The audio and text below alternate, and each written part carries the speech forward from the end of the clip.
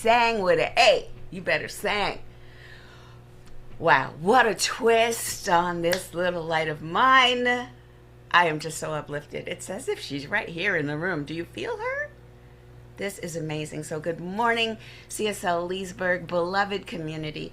Welcome back to week number 4. And the title of the talk is Love Lifts Us Up Where We Belong. And I know that in your mind, you are singing the song in your head from Joe Cocker and Jennifer Warnes.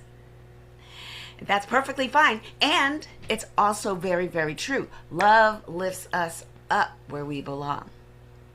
And this is the 4th week of a talk series. And every 4th week in the CSL talk title and outline collection that they give us every year, it discusses the outer, how it shows, how the topic we've been discussing all month shows up in the outer world in the collective consciousness.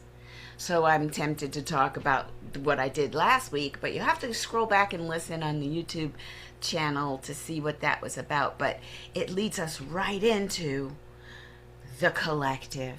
Because if we look at the world right now, just look outside into the world, real easy to feel weighed down. We turn on the news, we scroll through our phones, and we're met with this barrage of conflict. Everything has polar opposite conversations. There's a lack of nuance. Somehow everything's pixelating now into the binary black or white. There's no nuance and there's no shades of gray, and everyone is just on edge, it seems. But we're here to study spiritual truth. And as I mentioned last week, I use this word study very loosely. Because when I say study, I don't mean try to get your mind around it, try to get your thinking brain around the concepts of spirit before you introduce it to yourself. No. Your mind, your brain, your thought process wasn't meant to understand spirit at the level that we're talking about here. So we know that spiritually, we do practices to get in alignment with our head, our heart, our gut. We line that up. And then we're able to create some cohesive, whole body, embodied version of spirit. That's who we came here to be. And when we're that way and we look at the world, well, we can see that beautiful melody, love lifts us up where we belong, it actually has all of the truth based in spirit, in higher spirit. So there's an active, intentional awareness of love that's lifting us up. And it's not by mistake that all of the ancient teachings talk about how our root chakra, the lowest part of our spinal column, that is how we anchor, and that if we do nothing else, well, at least there's a lot of potential there. And if you take some of the Eastern traditions and you do your breathing exercises and you practice, you can start to bring some of that energy, they call it the Kundalini energy, that's coiled up at the base of your spinal column. And you can start bringing that up through your spinal column, through all the different chakras, each one representing a different color of the spectrum of light, the visible spectrum of visible light, for all the colors coordinated with our spinal column all the way up into the crown. And then beyond that, as I was talking about last week, how there are like 5 more chakras. Just like in science, someone discovered, holy crap, there's light beyond what we can see with our eyes.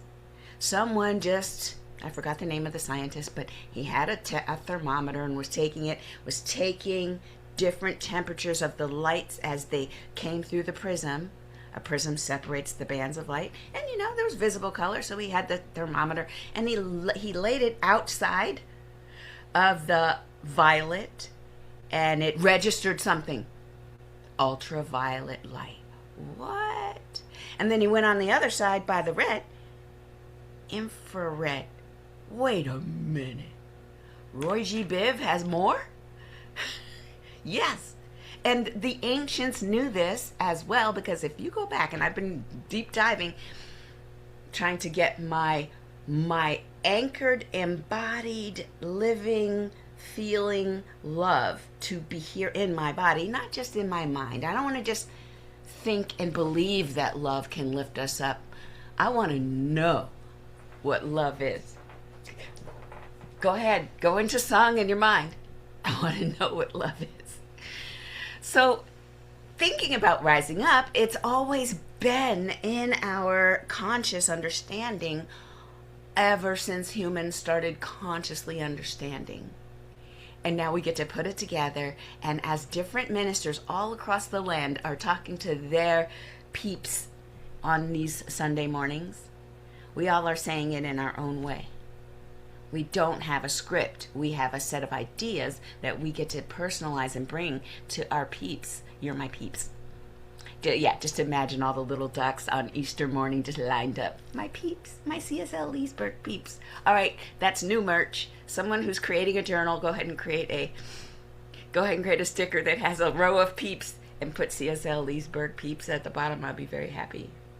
Where was I going with this? I distract myself. It's quite fun to be inside this body. But I want to talk to you about what else lifts up. I'm going to talk to you about a hot air balloon. So if you've ever seen a hot air balloon, first of all, it's just an air balloon. It becomes hot when you heat up the air. And physics teaches us that when you heat up air inside a space, the molecules move and it makes it lighter, and then it'll float. But there's a counterweight, there's a countermeasure, because sometimes you don't want it to float. And it's called a sandbag. So imagine for a moment that your life and your consciousness is a magnificent hot air balloon. And it's very designed. Its whole purpose in the world right now is to take to the skies and float and give you a sweeping view of all of the land. But imagine that the challenges of life that you're going through right now, be they small or big, are simply sandbags inside the bottom of the hot air balloon. And now we have, where are we going to get all of the sandbags from? Oh, they come. Every piece of news, every scroll on your doom scroll journey adds a little bit of sand to a bag, or it adds a whole bag of its own. You decide. We just did the loving kindness meditation, so let's not get too deeply into who in your life is a sandbag, but I welcome you to make notes later. All right, so you're in your hot air balloon, and you want love to lift you up where you belong, so what do? Well, don't hold on to the sandbag, number one. Let that go. And by letting go, I'm talking about consciously examining thoughts that you're holding in your life right now. Ask yourself, is it weighing me down? So, how do you rise? Well, you can't pretend that the sandbag isn't there, because physics would say it doesn't matter if you know. Doesn't matter if you don't believe in sand. The fact that it's in your consciousness, the fact that sandbags are at the bottom of the hot air balloon, the gravity would then override your Pollyannish point of view. So we're not allowed to say, I didn't know I was supposed to release. Yeah, now you know. So now we have to act like we know. Go ahead and use your energy, use your intention to move that sandbag out of the hot air balloon. And eventually, by practicing these teachings, meditation, spiritual mind treatment, affirmation, study, and sacred service, and just getting together with your CSL Leesburg peeps, then of course that's going to add to the buoyancy of the hot air balloon. But there's also something else.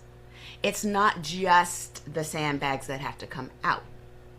It is also some heat has to be applied to the air inside the balloon to allow you to go up. So you just have to turn up the fire. I wonder if we have any practices that would allow us to turn up the fire within. This little light of mine, yeah, let's turn that into a blowtorch and let's heat up that air. And watch how our energy changes when we can focus on the love and the joy and the power and the peace that we already have in here. Then that is like heating our inner molecules and allowing us to lighten our load. And then it just does what it do. We don't have to create the laws of physics. We just simply have to obey the laws. And now we're talking spiritual laws that on top of that add to more and more and more layers of understanding. And the beautiful part about this is that we're already wired for this. We're already set up to be the conduit of love. We don't have to seek it. We don't have to find a way to possibly create our innards. We're already wired, but maybe some of the connections need a little bit of clearing out. Have you ever had a battery or two in a remote control? And the remote control stops working and you're like, wonder what's going on. So you slide open the little cover and whoa, the corrosion. That'll cause a problem. The corrosion. Even if you put new batteries in there, you still have to on the coils that are connecting so that the energy can get through. And that's what we do when we sit. We sit still. We get rooted. We get grounded. And the practice of just imagining and going through a meditative practice, there's so many different ones, whatever speaks to your soul, where you start at your root chakra and you start breathing in. And then even if you need to imagine that energy moving up your spinal column through all the chakras and then possibly landing right in your third eye or possibly the crown chakra, and just knowing that that is cleaning up all the little cathodes and the ions and the connectors and the coils. All those things are now being cleaned off, and your circuitry, which is already built to do this, is now cleansed and ready to handle more and more and higher levels of frequency and healing. And yes, it sounds like it's an inside job, because it is. It's an inside job. So it's not just poetry or spiritual metaphors when we say love lifts us up where we belong. It's like biologically a reality. So we do here, we don't just talk about the belief in love and the faith in the divine while going out into the world and fumbling around for higher ideas and application. We practice, it has to happen inside first, because it's kind of tricky to show up and give something you don't already have. And you can't do that for long. Trust me, I've been there. Trying to give something that I don't have. You get drained. The only way I can give is from an overflow. I don't know if that's true about you. I think it's another physics reality that if I can allow myself to be the vessel that receives all the love, then it just makes me more joyful and buoyant. And then when I come into a room, I'm happy and I'll share whatever I have. And sometimes I'm not happy and I come into a room and I'll just probably observe, because it's just not mine to do in that moment. But when I try to fake it till I make it and push through anyway, then everyone can feel it. I think no one's having fun when I'm just trying to put in the paces and and I start to feel like this. No. So as a warning sign, when you feel a little more wilted or I don't want to do that, if you're feeling resistance, then let's listen to our bodies. Is there something that needs to be cleared away? Is there something that needs to be released? Because seriously, I talked about it last week, there's a whole difference when you show up in the world trying to appear to be a certain way, but coming from no substance, it's not going to work. No one's happy. But when you fill yourself up with an idea of who you're here to be and how you're meant to show up and what you have to give, you come in a room looking to help. Let me help. So I'm going to land the plane at the end talking about Venezuela because talk about let me help. We have very great examples of how showing up in the world with all your gifts and looking to give them wherever they're needed. Oh, there's a lot of good going on. But first I have to tell you, I have to remind you actually about how we're all connected even when we forget that we're connected. So the thing that I noticed when I was on vacation in Belize with family was that everyone, it's family. So I just love my family to death, like to pieces. And so I was there with my niece, my nephew, and my sister, and I was watching as we all got together after years of being apart, and it just clicked back into the normal things.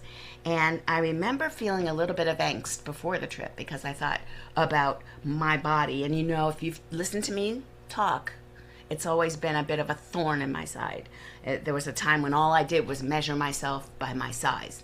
And then now I'm thinking deeper and higher, and it doesn't really matter.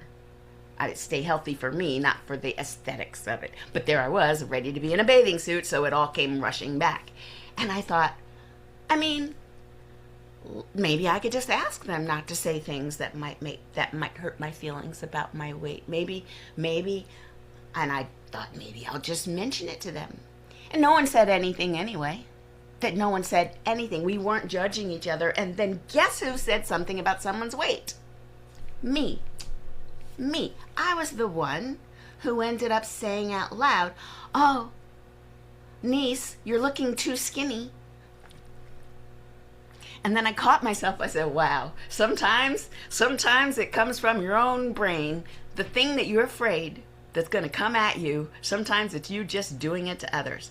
And that's the thing that I want to talk about right now, that we are all interconnected to where, all right, you know how forests work. Tree after tree after tree in a forest look like they're separate tall beings. But we know that if we were to drop down under the soil, and if we were going to go down just with a little cross section of reality, just go down like a camera, looking below the surface, and if you were to zoom out, you would see interconnected webbing, and that's how the whole forest communicates with each other. Any one person or one object or one being in that forest, if they're feeling distressed, the others rush forth with nutrients. While standing perfectly still, nutrients begin to flow through the interconnected network of roots. And this has been studied, and I love that it's the case, because in my family, I watched it happen as we're all standing there. We look like four individual beings standing around and talking to each other. And as I said that thing, I immediately felt that I was sending out it could be taken negatively. And I immediately rushed in with the antidote, and I was like, and I'm so sorry, let me tell you where that came from. I was so consciously aware and self-consciously afraid of being considered fat, because for so many years I took it upon myself to try to be the skinniest one ever. And now that's not of value to me.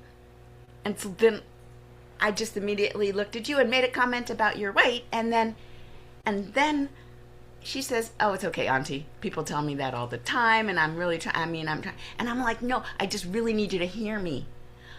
I apologize, because I was so, what's that word? I was so resisting and anticipating someone saying something that's all I could think about. And then since no one said anything, I went ahead and said it. I created the conditions for those things to be said just because I was afraid." Isn't it funny how fear is just as big of a prayer as when we think about what we don't want, we're going to get it as much attracted to us as if we thought about what we do want. And because it's family, they were like, "Auntie," and everybody hugs. It's fine. It's fine. I got on myself a little harder than anybody ever would have expected. So, but the learning there about the interconnectedness, there's no thought that you have about other people or how they see you that is not also shared. And it's hitting, even if it's not conscious, it hits them and they feel it coming back. And so later in the journey, as we're all getting, used to each other and everybody starts talking, it's so great. The whole 10 days was fantastic. I realized in a moment of clarity that everyone is in their little, I'm going to call it an egg, but it's like an orb of life. They exist in their little orb. And everyone seems to be separate in their own little world of thoughts, but they're also full of love and lovely and beautiful beings. And I realized my only job here, I was not there to counsel them. I'm not their teacher, their leader.